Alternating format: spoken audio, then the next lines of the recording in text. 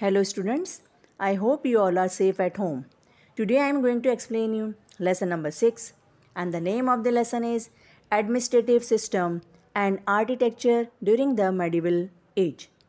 So let's start the lesson. Kasamir's Lok Dairo was organized in the village square and the entire village had gathered there at night. Small children had already taken their position in the front row. Patriotic songs were also being sung at the Lok Dairo along with folk songs. The next day he asked his grandfather, "Grandfather, what does Palia means?"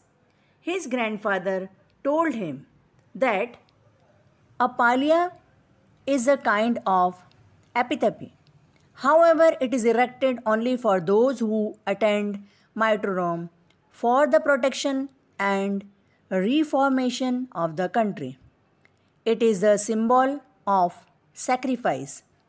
These are memorial stones erected as a tribute to martyrs.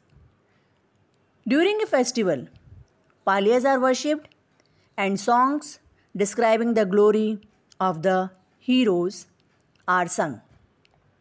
Palias play an important role in passing the culture of our country from one generation to another.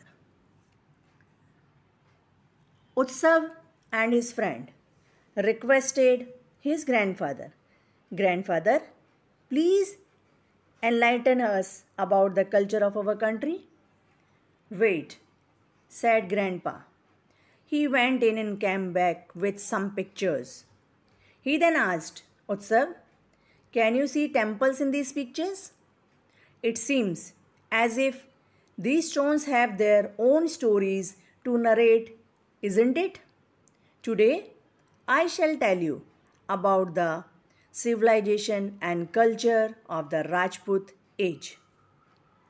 So the topic is administrative system during the Rajput age.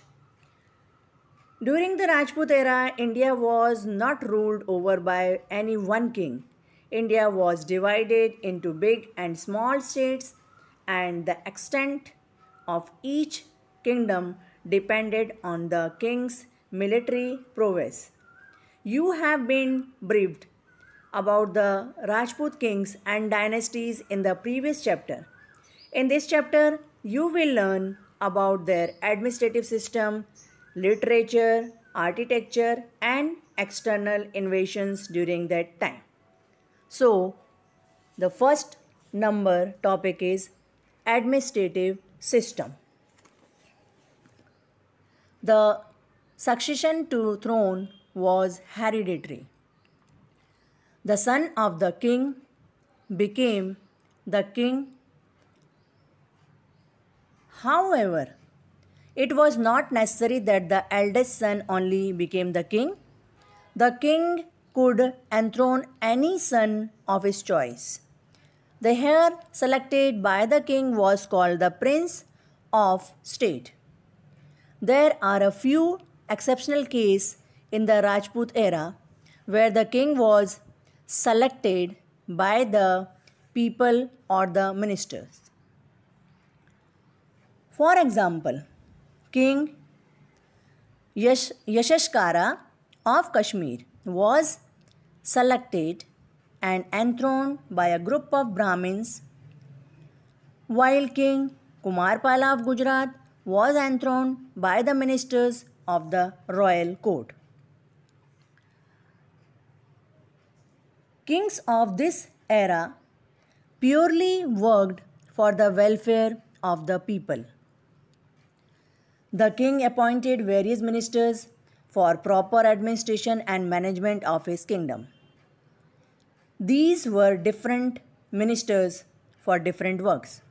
Yet, there are a few cases of maladministrations in history where the people suffered a lot. Now, second point is administrative system in the village. The kingdom was divided into different villages. The villages had self-rule, institutions which played an important role in the administration of village. These institutes were called panchayats.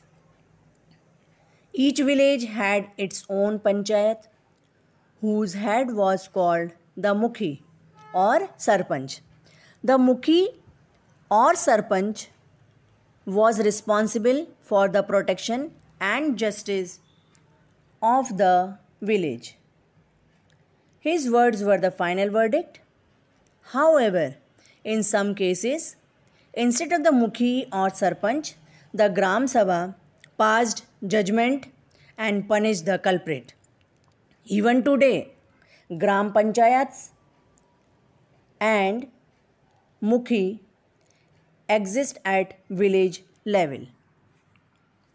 Now student, I will explain you the further topic in my next video. Thank you.